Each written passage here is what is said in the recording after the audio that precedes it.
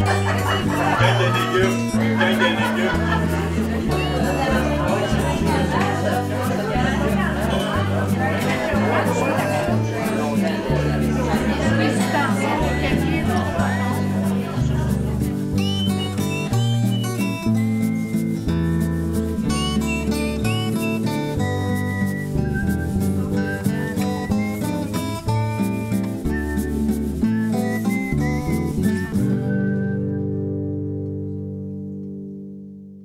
Aujourd'hui, nous recevons M. Michel Gauvin, qui fait partie justement du club de guitare de Saint-Casimir. Alors, on va le rencontrer pour apprendre à mieux le connaître. Bonjour, Michel. Bonjour, Jeanne. Ça va bien? Ça va super bien, Oui. merci. Alors, c'est ça. Moi, je voulais savoir, qu'est-ce qui fait que tu joues de la guitare? Puis c'est quoi qui t'a amené vers la musique? Bien, en fait, ça a commencé tout jeune. Hein? À quel âge? Ben, je dirais, déjà vers 7-8 ans, je jouais sur le piano de mon père. Et puis, j'aimais beaucoup pianoter, mais pour entendre des sonorités, à découvrir des sonorités, plutôt que d'essayer de jouer des tunes ou des chansons. Et puis, plus tard, un peu plus tard, vers l'adolescence, là, j'ai acquis une guitare, j'ai suivi quelques cours au secondaire. Et j'ai joué dans quelques groupes, on jouait dans des salles paroissiales, on avait bien du fun, on jouait du commercial. Mais je me suis lassé un peu de ça avec le temps. Et puis, un jour, il y avait une harmonica qui traînait sur le plancher du sol à la maison, qui avait été donnée en cadeau à mon frère. Et je me suis fabriqué un rack à harmonica et j'ai commencé à jouer les deux instruments de façon simultanée. Ah oui? Et j'ai développé des mélodies continuellement pendant des années. Et puis, plus tard, j'ai dit, tiens, j'ai beaucoup de plaisir. Et puis, j'ai commencé à présenter ces petites mélodies-là à des proches, très, très proches, très restreints. Et par la suite, ça s'emmenait quand même le nombre de mélodies, ça, et puis je les avais à cœur, ces mélodies-là. Alors, j'ai envoyé ça à l'Université Laval. J'ai fait un petit démo. J'ai envoyé ça au directeur du département de la musique. Puis j'ai dit, ça fait-tu du sens? Ah. Alors, il m'a répondu gentiment, il dit certainement. Et puis non seulement ça fait du sens, je vais te présenter un ami qui pourrait t'aider à faire des arrangements.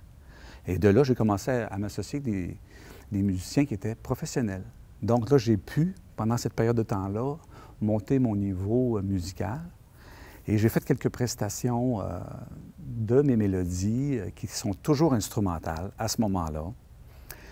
Et là, j'ai senti un vide qui est apparu parce qu'il y avait, bon, dans mes prestations, il y avait un incomplet à quelque part que j'avais de la misère à saisir. Puis en discutant de cela avec un ami musicien, il me dit, « Ben oui, mais quand tu nous présentes une mélodie, une tune, tu as toujours une histoire reliée avec, tu sais. Pourquoi tu ne comptes pas? » Là, ça m'a comme... ça m'a sonné une petite cloche. Ouais. Alors, très rapidement, après, j'ai pris information, j'ai entré dans un cercle de conteurs ici à Québec. Et là, j'ai commencé à jumeler le conte avec mes mélodies.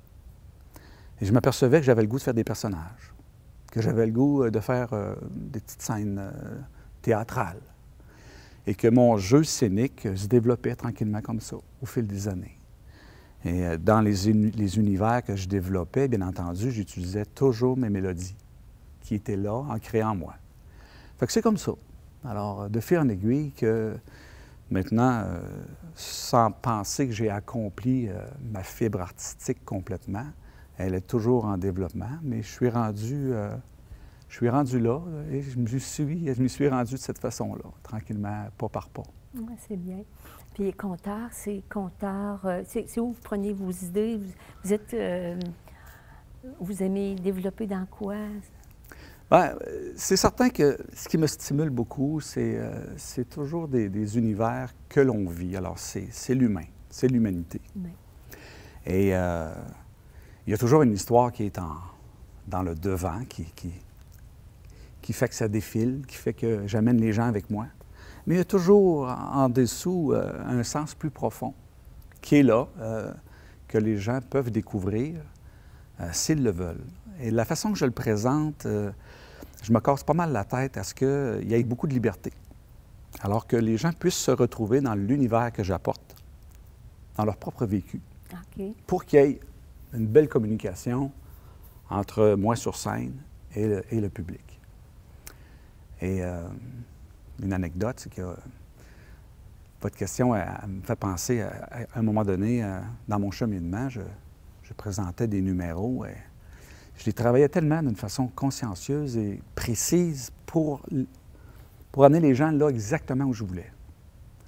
Et parfois, à la fin d'une prestation, des gens venaient me voir et disaient « J'ai tellement aimé ça, là, parce que j'ai ressenti telle chose à tel endroit, de telle façon. » Et la personne devant moi était heureuse, contente d'avoir vécu ce qu'elle avait vécu, mais moi, j'étais brisé en deux. Ah oui. Parce que c'était pas cela que je voulais faire ressentir ou communiquer à l'autre. Alors, j'ai découvert que finalement, les gens vivent leurs propres histoires à travers les miennes, et ça va toujours être comme ça. Et j'ai réalisé que moi aussi, de toute façon, je suis fait comme ça. Hey! Salut tout le monde, ça va bien? J'ai rien entendu, moi, là. Ah, ça doit être parce que, là, vous tenez compte des petites affaires, là. Les petites affaires, je veux dire, les petites affaires là, qui nous énervent, qui nous tombent ses nerfs à la journée longue, là. Hein? Comme la météo. Hein? Laissez faire ça, là, bon. Les titres s'amuser, hein? On va vous leur demander, OK? Est-ce que ça va bien, tout le monde? Rien, j'ai rien entendu, moi, là. Ah! Ça doit être parce que là, vous tenez compte des grosses affaires, là. Les grosses affaires, des celles qu'on ne parle jamais à personne, là. Les grosses affaires qui nous tombent direct du ciel. Ça a la tête, là. On ne savait même pas que ça existait, là. On ne voudrait même pas que ça arrive à notre pire ennemi, là. Oubliez ça. Bon. De toute façon, qu'est-ce que vous voulez? Hein? Qu'est-ce que vous voulez qu'on fasse? C'est la vie.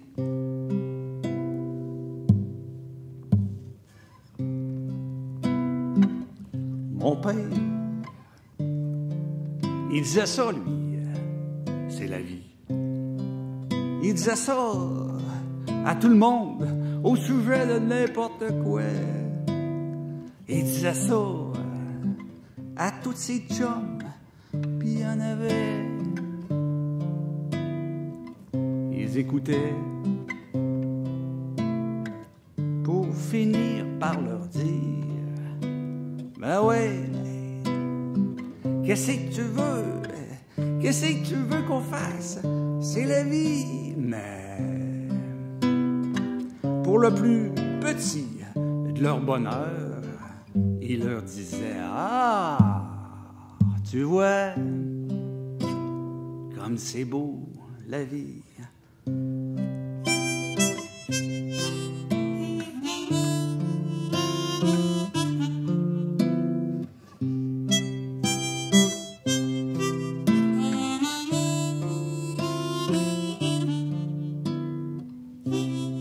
Ah,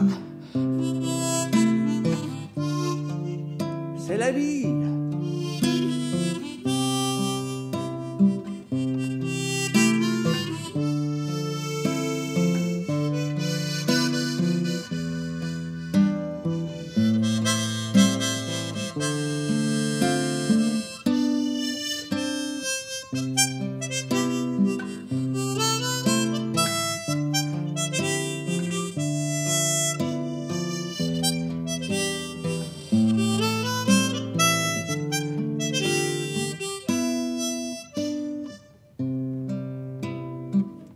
Mon père,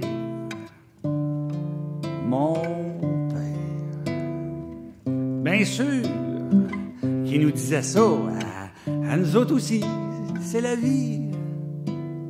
Pour nos petits malheurs, nos plus gros, nos catastrophes, il nous écoutait pour finir par nous dire: ben oui, mais qu'est-ce que tu veux? Qu'est-ce que tu veux qu'on fasse? C'est la vie. Mais pour le plus petit de nos bonheurs, il nous disait: ah, tu vois, comme c'est beau la vie.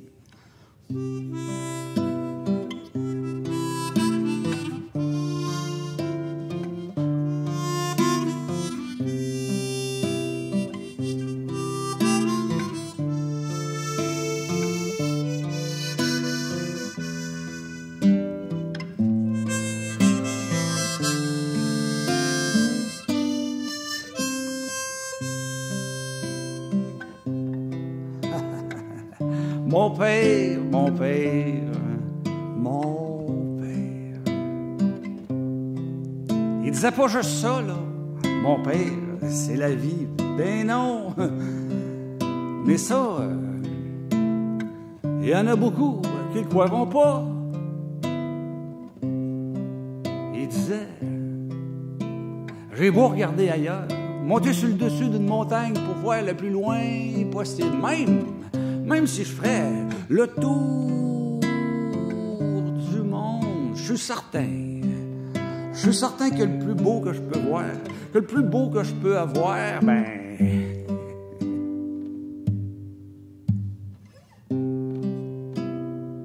c'est vous autres.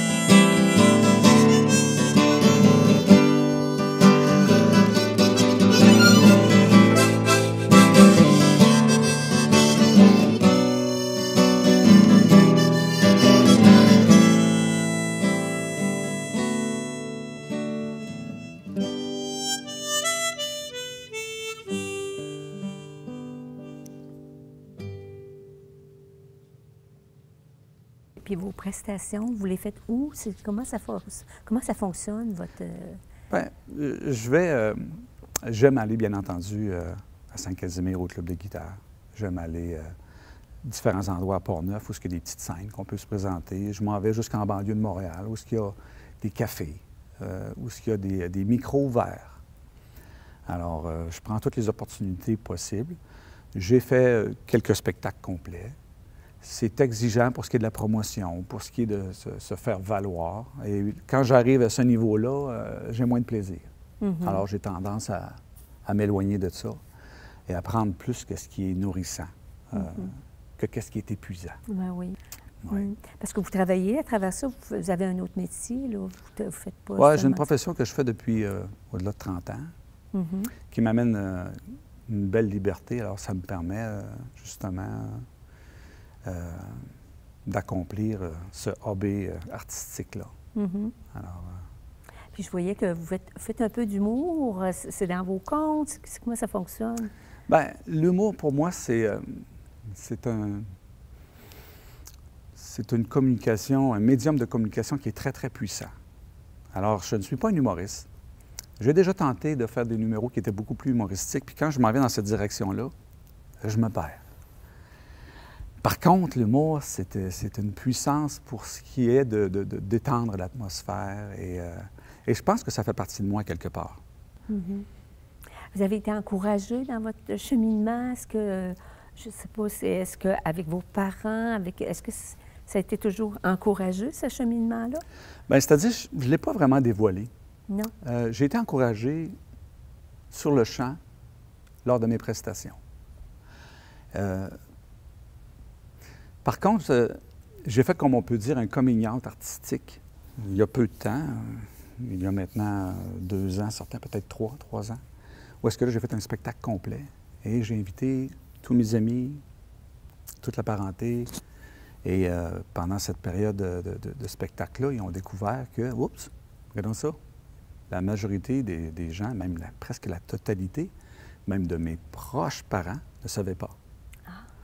Alors, la source de motivation, je l'ai plutôt soutirée de chacune des prestations que j'ai faites et de la vibration, de l'énergie qu'on reçoit lorsqu'on livre quelque chose.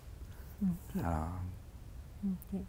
Puis là, vous faites partie du club de guitare. Qu'est-ce que ça vous amène, le club de guitare? Est-ce que ça vous amène, vous allez là, bien là, pas présentement à cause de la pandémie, mais est-ce que vous y allez régulièrement? oui, oui, très régulièrement. Oui. C'est un endroit merveilleux parce que les gens sont très sympathiques, très recevants, et c'est monsieur, madame, tout le monde.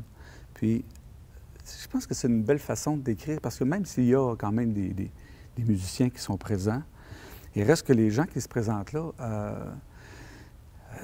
ils représentent un public qui sont monsieur, madame, tout le monde. Alors, si je compare ce public-là à d'autres que j'ai déjà vécu, par exemple, sur des scènes de conteurs, les gens vont s'attendre vraiment à recevoir du conte. Ils ont des attentes. Ils ont des attentes qui sont le conte. Au club de guitare, même si les gens sont en attente de recevoir une chanson, parce que la majorité vont faire des chansons, moi, j'ai dénoté qu'il y avait une excellente réception de ce que je faisais. Alors, je m'en sers beaucoup pour casser mes comptes. Ah. Casser mes numéros. OK. Parce qu'ils sont très réceptifs et toujours positifs et ils voient toujours sous un bon œil, une bonne oreille, qu'est-ce que je leur présente. Et j'ai souvent des commentaires. Leur vibration est excellente. Alors, ça me guide pour le peaufiner et le refaire ailleurs, etc. La suite là, de votre carrière, comment vous voyez ça? Est-ce que vous pensez vous développer davantage? Comment c'est l'inconnu total. C'est toujours l'inconnu. J'ai toujours fonctionné avec l'énergie, le plaisir reçu, les opportunités. Tout ça, c'est un peu inconnu. Parce que dans le monde artistique, il y a d'excellents artistes, d'excellents produits. Alors, quand on arrive dans le monde compétitif, moi, j'aime demeurer ce que je suis dans mon monde artistique. Vous n'aimez pas la compétition, vous ne cherchez pas la compétition. C'est-à-dire que moi, mon travail m'apporte à être compétitif constamment. Quand je suis dans mon monde artistique de création, je m'éloigne de cela et je découvre une facette de ma personnalité qui m'amène un bien-être. Mm-hmm. Alors, la suite des choses, ça va être défini par rapport à peut-être au succès que je vais avoir dans les prochaines prestations, dans les prochaines opportunités que je pourrais avoir. Je suis toujours optimiste. Alors, ça a toujours été ma façon d'être, et de sorte que même si des fois il y avait des périodes de temps où c'était plus tranquille, je continue à travailler, je continue à explorer. J'aime pas le mot travailler, mais je continue à explorer, à créer. Et à un moment donné, il y a quelque chose qui se présente, et puis, oups, ça amène ailleurs. Okay. C'est comme ça que je fonctionne. Alors, bonjour tout le monde, bienvenue au club de guitare de Saint-Casimir. Ce qui est le fun ici au club, c'est que on peut faire n'importe quoi. Je veux dire, c'est accepté, là. N'importe qui peut venir, là. Des petits, des grands, des cheveux gris, des cheveux pas pantoute, gras. Tout est accepté. On peut même compter des menteries. Ça scène, en autant d'être accompagné d'une guitare. Quand j'étais un tout petit garçon, je me sauvais de la maison. Je partais sans le dire à maman pour aller jouer à l'étang.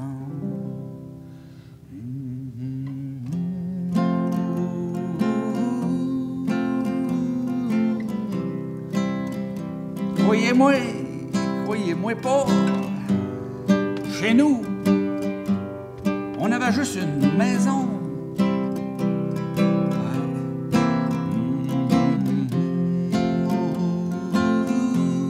Un papa, juste une maman, deux parents qui se tenaient, puis qui me disent « Non, bon, arrête de me tanner avec ça, c'est non, c'est assez clair. Oh, hey, je suis assez tanné de me faire dire non, là, que je pense juste à m'en aller de la maison. Une fois, là, j'étais assez choqué, là. Il m'avait encore dit non comme ça sans raison, là.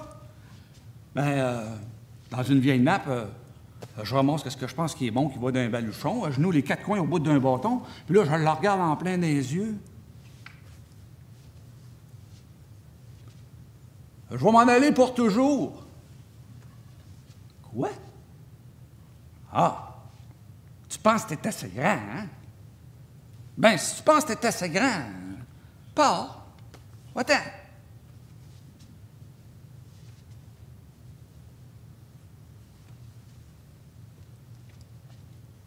J'arrive au bord de la rue. Hey! D'un bord, je voyais même pas la fin. Bien entendu que je prends sur l'autre bord, hein. À chaque pâté de maison qui passe, surtout quand je ne jouais plus à la maison chez nous.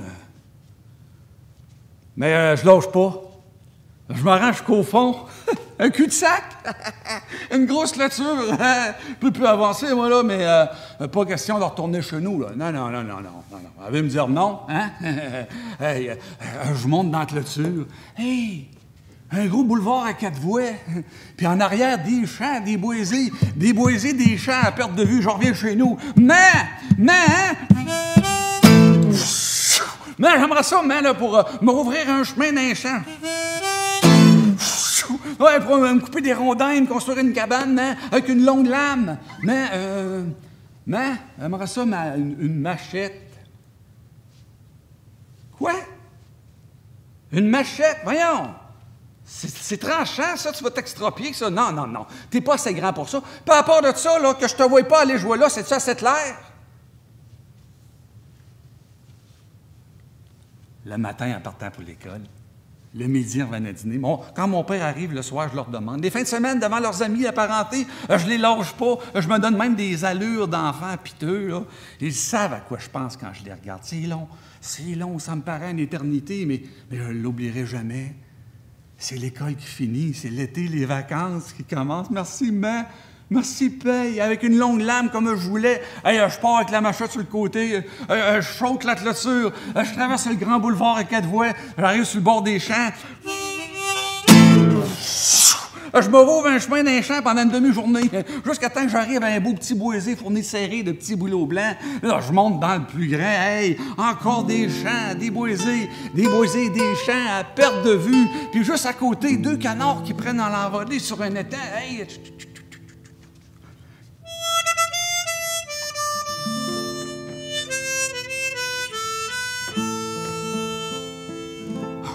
j'en reviens chez nous en courant. Mais j'aimerais ça, là, pour tuer mon gibier, mais j'aimerais ça, avec un long canon et une crosse en bois, une carabine à plomb, Quoi? Une carabine? Voyons, c'est une arme, ça, une carabine. Non. Moi, mais comme toutes mes amies, justement, dans le journal à matin, un petit garçon de ton âge, il a perdu un œil. As-tu pensé avoir juste un œil pour toute la vie? Non. Bon, il n'y en a pas question. Oui, mais à part de ça, là, la semaine passée, t'es pas allé, hein? La dernière était à 11h30, aujourd'hui, c'est dimanche, puis le dimanche, on va à la messe. Ouais, mais pourquoi qu'il faut que j'aille à... Tout le monde dans la rue va à la messe, tu vas à la messe. Bon, c'est-tu assez clair? Le matin, en partant pour l'école, Le midi, on revenait à dîner. Le soir, quand mon père arrive, je leur demande, hey, la fin de semaine, devant parenté, les amis, je les lâche pas. Je me donne des airs d'enfants battus. Quand je les regarde, ils savent à quoi je pense, mais c'est long. C'est long, ça me paraît une éternité. Mais je m'en rappellerai tout le temps. C'est l'école qui finit, c'est l'été qui commence, c'est les vacances. Hey, hey, merci, mais... Merci, paix, avec un long canon, hey, une crosse en bois comme je voulais, je pars armé en direction de l'étang, vous autres, hey, tout équipé, je saute la clôture, je traverse le boulevard à 4 voies, je remonte mon chemin dans les champs, je monte la butée qui mène direct à l'étang, il y en avait déjà 2 sur leur envolée, ah ouais, ti, ah ouais, avec Jean Copain au vol, une coupe de plumes qui virevolte, je pars à courir juste là où il me semble l'avoir vu tomber, ouais. Voyons. Ça va me prendre un calibre plus fort. Ah, oublie ça. Ah! Mais si j'arrive sur l'autre bord de l'étang, je me dis, en face de la petite plage de sable où ce qui se tiennent toujours, quand je vais monter à buter, hey, je vais être bien plus proche, hey, je vais pouvoir y tirer un plomb dans la tête, c'est pas gros une tête de canard. Je pars de chez nous le matin, hey, j'étais déjà sur la pointe des pieds, vous autres, hey, tout équipé, hey, je pars, je saute la clôture, je traverse le boulevard à 4 voies, je remonte mon chemin dans les champs, mais là, je bifurque sur l'autre bord pour arriver du côté de la petite plage de sable. Je suis dans le bas de la butée. Je prends une grande respiration là, pour être le plus silencieux possible. Tellement silencieux que je deviens visible. Non, ça commence en montant à butée. Je veux dire, c'est les pieds qui me disparaissent comme j'ai toujours rêvé. Le tronc, le torse, tout. J'arrive, je remarque qu'il y a des vêtements éparpillés partout, ces buissons, voyons. C'est la petite plage de sable tout nu. Un homme puis une femme qui là, moi, je me sens mal, comme si j'ai fait quelque chose de mal. Je viens de partir à courir comme s'il m'avait déjà vu, mais là, je me suis dit, wow! T'es invisible!